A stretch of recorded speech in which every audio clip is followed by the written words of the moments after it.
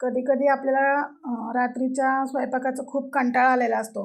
पण जेवणाचा कोणाला कंटाळा येत नाही. असं कसं होतं देवालाच माहिती. तर चला आज पण माझ्यासोबत पण आज असंच काहीतरी झालेलं आहे. त्याच्यामुळं मी आपली ही सोपी आयडिया काढलेली आहे.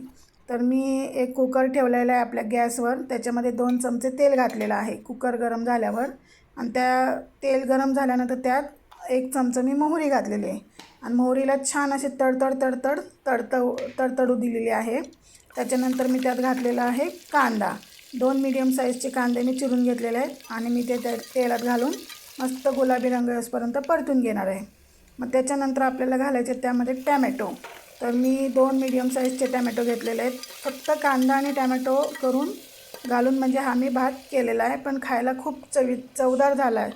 आणि इथं मिक्सरच्या भांड्यामध्ये थोडीशी कोथिंबीर, अद्रक आणि लसूण हे तिन्ही घेऊन मिक्सरवर त्याचा मस्त ओबडधोबड पेस्ट करून घेतली. खूप बारीक नाही केली, ओबडधोबड पेस्ट केली आणि ती पेस्ट पण कांदा टॅमॅटोमध्ये घालून छानपैकी परतून घेतलं 5 मिनिटांपर्यंत.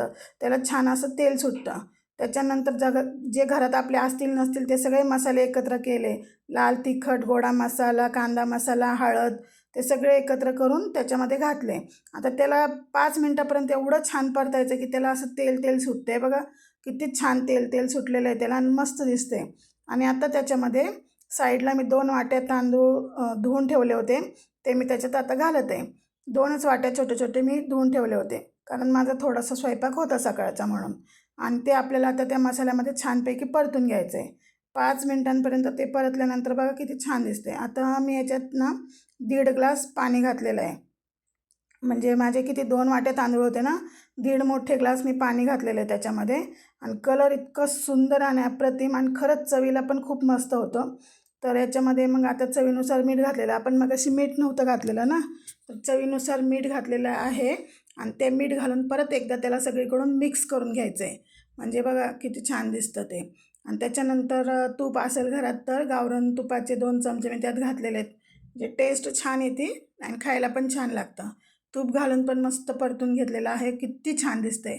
जर का तुम्हाला ही रेसिपी आवडली तर चॅनलला सबस्क्राईब करायला विसरू नका. आणि आता त्याच्यावर हे झाकण ठेवून कुकरच्या शिट्ट्या घेतलेल्या आहेत. मीडियम आचेवर फक्त 2 शिट्टे घेतलेल्या आहेत. आणि कुकर आता पूर्णपणे थंड झालेला आहे, दमलेला आहे आणि इतका सुंदर असा भात तयार झालेला आहे, झटपट आणि छान.